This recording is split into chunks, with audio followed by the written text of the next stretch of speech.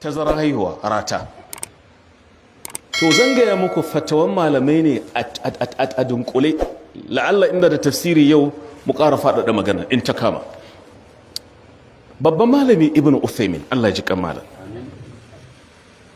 an tambaye shi, gafata malam, menene matsayin ƙaida iyali? Da shi da bin duk suka ce haramun ne ƙaida haihuwa, saboda ga hadisin masu muku wannan makirci suke. Yanzu an wayi gari a turai akwai inda in kayo ma ana baka incentive kyauta ana son a haihuwan ne. A lokacin da suka gaice mu malaman Najeriya tun 2004 muka tafi Bangladesh saboda a wayar da kanmu ga ki da homai ku zo ga ƙaida haihuwa, wai mu muka kuma je gun taron, suka kuma je ta bakin mu suka fanta shi ne ki da homai din ashe.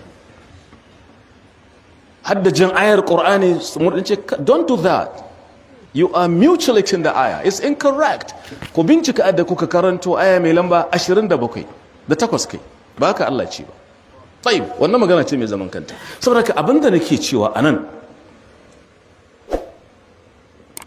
yanzu kusan duk abinda ake kaida iyali ko kuma tsara haihuwa, da bambanci tsakanin kaida iyali ka ta kaide ke an yi aure to duka aya hudu ko zamu aya hudu iyakanta kenan, ko kuma a'a a tsara haihuwan ki dinga haihuwa duk bayan shekara biyu ko duk dai su ake kuma zuwa gaba daya. To abinda nake cewa da ku ana yan uwa masu girma, malam sai yake cewa in dai tsara iyali ne bisa la'akari yana da hukunci mataki guda 5. Mataki na farko, inji Ibn Uthaymin kenan cikin fatawar shi, in dai ƙasa ce ta yanke ta ce kowa dole dakatar da haihuwa, dole kowa ya ƙaida iyali dole, wannan haramun ne a yi mata ɗa don ta saba wa Allah, ba su da wannan isa ɗin, ba za a bi su ba, saboda haihuwa baiwa ce. Hakika haihuwar da muke bukata 'ya'ya nagartattu, ba a dinga haihuwan 'ya'ya a basu a kwararo a titi wai kana son a musu tarbiyya, wannan kuma zalunta da 'ya'ya ne, wannan ba kuma dalili ba ne ka ciki haihuwa.